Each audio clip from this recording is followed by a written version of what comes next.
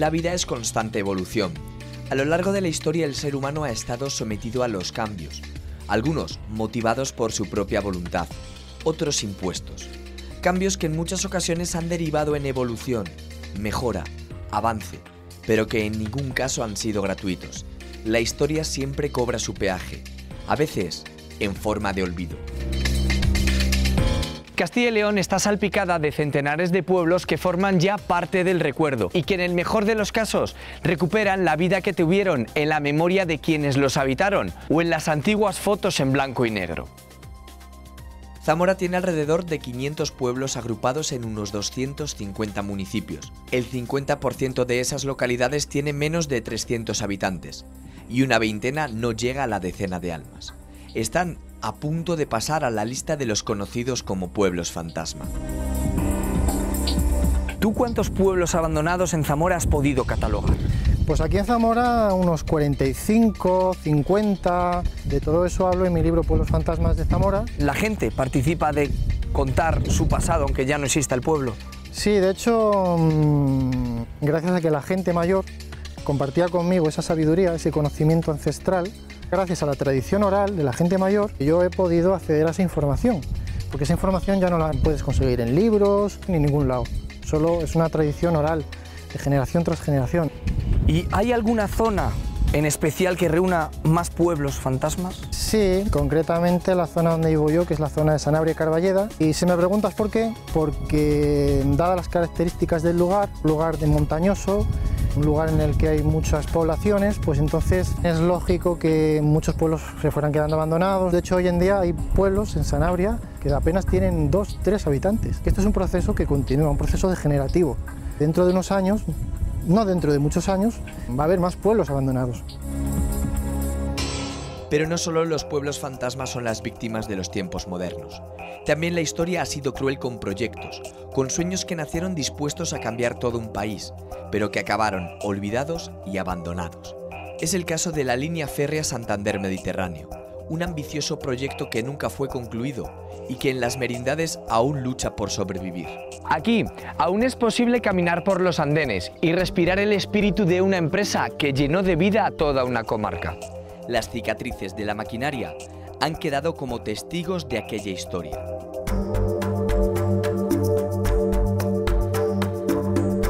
¿Qué papel jugaban las merindades dentro de la línea Santander-Mediterráneo?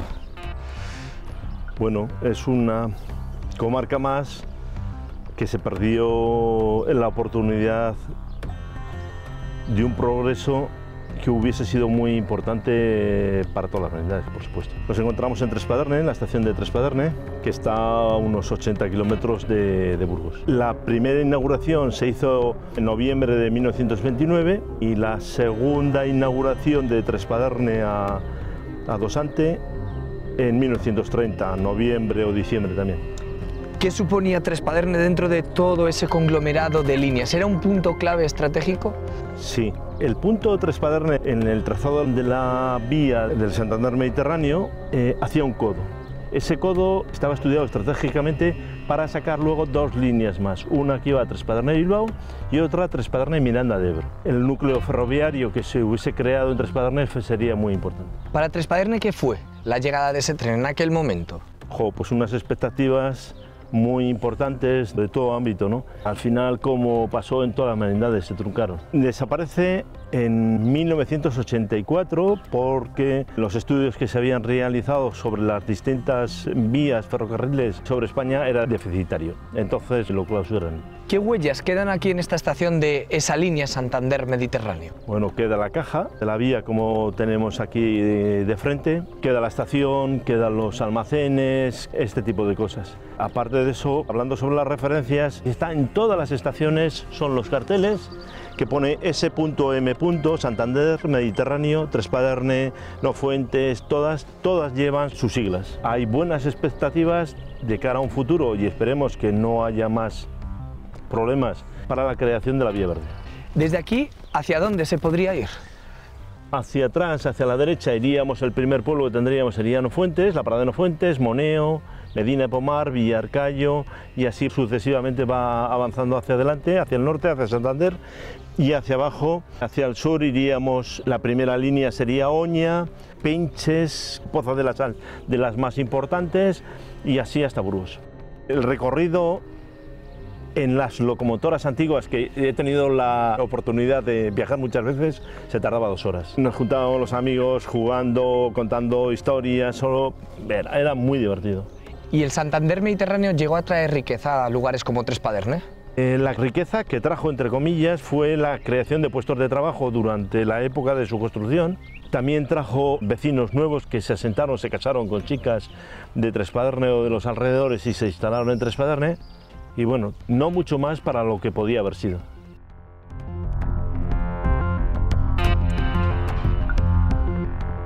La comarca de las Merindades fue el último escenario de la ambición de los poderes de la época por ganar la partida a la naturaleza y unir 2 mares a través del Raid.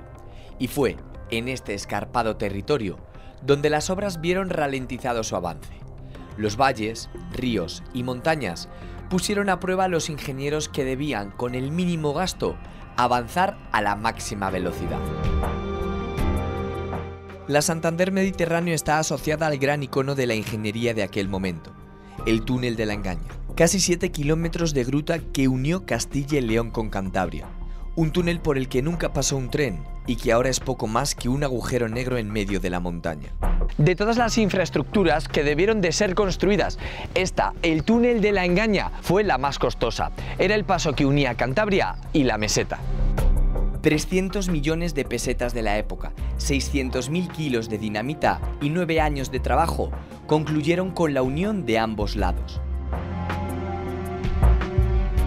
A nuestra espalda, la última estación del Santander Mediterráneo en suelo de Castilla y León, ¿no? Sí, señora.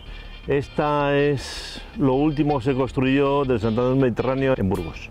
Es la estación de la Engaña, es una construcción de ladrillo y hormigón. Aparte de la estación, nos queda un poco más adelante el poblado, donde se refugiaba y vivía la gente que estaba trabajando en el túnel de la Engaña. Primeramente está la iglesia, más adelante tenemos las casitas de los ingenieros, están los barracones, posiblemente la sala de motores, casi pegando al túnel.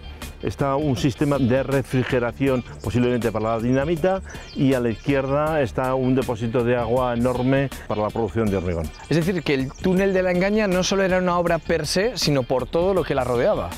Sí, claro, toda la infraestructura que conlleva el túnel y con tantos años trabajando era normal. ¿Nos acercamos a verle? Vale. 1959. El mismo año que el túnel de la Engaña, el gran icono del nuevo ferrocarril, fue presentado en sociedad, supuso el punto final del proyecto. A poco más de 50 kilómetros para acabar el trazado, las obras se pararon. El Santander Mediterráneo había muerto. ¿Y aquí acaba el Santander Mediterráneo? Bueno, y 7 kilómetros más. Aquí estamos a las puertas del túnel de la Engaña, que como vemos tiene un cartel que nos indica que tiene 6.976 metros. 5 kilómetros de esos 7.000 metros serían de la provincia de Burgos y 2 kilómetros serían de la provincia de Santander. Este túnel se inicia en 1941, sí que hubo un parón de unos años y se reinicia otra vez en el año 1950. Se inaugura en 1959, aunque se sigue todavía 2 años más de remates. Entonces la finalización de la obra sería en 1961. ¿Qué suponía este túnel para la línea férrea? El túnel para la línea férrea es la terminación de la obra más grande de todas, la obra faraónica, que uniría el Cantábrico con el Mediterráneo. Eran muy complejas las obras, eran poco rentables. Toda obra que no se termina, toda carretera que no se termina y tiene un fin, nunca es rentable. A esto le añadimos las presiones de otras provincias como la del País Vasco, por el puerto de Bilbao, todavía mucho más. Con lo cual está claro, yo lo tengo, por ejemplo, lo tengo muy claro, que no se terminó por los intereses del puerto de Bilbao. ¿Fueron unas obras complicadas, duras? Sí, fueron muy complicadas, muy duras, sobre todo por los medios que entonces se empleaban para la perforación de túneles, Además hay que añadir que en esta obra murieron 16 personas. Justo además en mayo de 1959, unos meses antes de inaugurarse, murió la última persona. ¿Por aquí pasó el tren? No, nunca. Nunca se llegó a poner en el suelo ni traviesas ni raíles. Actualmente, ¿el túnel en qué situación se encuentra? Muy deteriorado, hay varios hundimientos grandes. Para su uso como vía, ¿verdad?, necesitaría una buena reforma. De todas formas, ya hay estudios que se han hecho sobre este motivo. ¿Cuál puede ser el futuro de la Santander Mediterráneo? Llegaríamos a una vía verde, ¿no? Se ha gastado tanto dinero en esta obra que sería la esperanza de distintas comarcas de todo el recorrido del Santander Mediterráneo. No solamente ya mirando las merindades, sino a Soria, Teruel, Zaragoza, Santander, ¿no?, Cantabria. ¿Por qué se producen esos desprendimientos en un túnel, en teoría tecnología punta de la época? Empezamos por el mantenimiento, ¿no? Es una montaña que tiene muchísimo agua. La diferencia de este túnel con el resto que hemos visto en la zona de Trespaderne es que este túnel es de piedra arenisca, muy fácil de deterioro con el agua.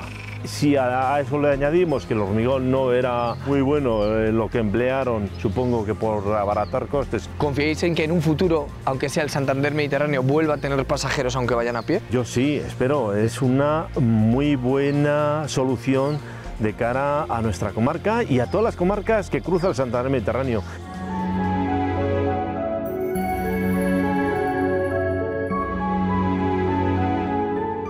Jairo, ¿dónde nos encontramos ahora mismo?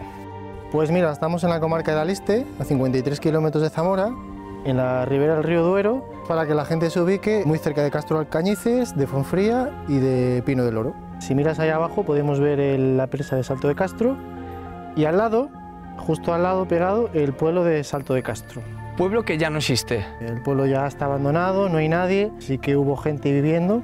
Pues se construyó en el año 1948 y se construyó pues para las familias de los trabajadores del embalse, que estuvieron ahí un tiempo trabajando, y ya cuando modernizaron las instalaciones y pusieron radiocontrol, se tuvieron que marchar y entonces pues desalojaron el pueblo y el pueblo pues ha quedado desabandonado. ¿Es normal que cerca de grandes infraestructuras se colocaran pueblos, se crearan pueblos? Tú ten en cuenta que si la gente tenía que venir a trabajar de los pueblos de alrededor o de Zamora, pues entonces era normal que construyeran un pueblo lo más cerca posible del trabajo, para no tener que recorrer tantos kilómetros.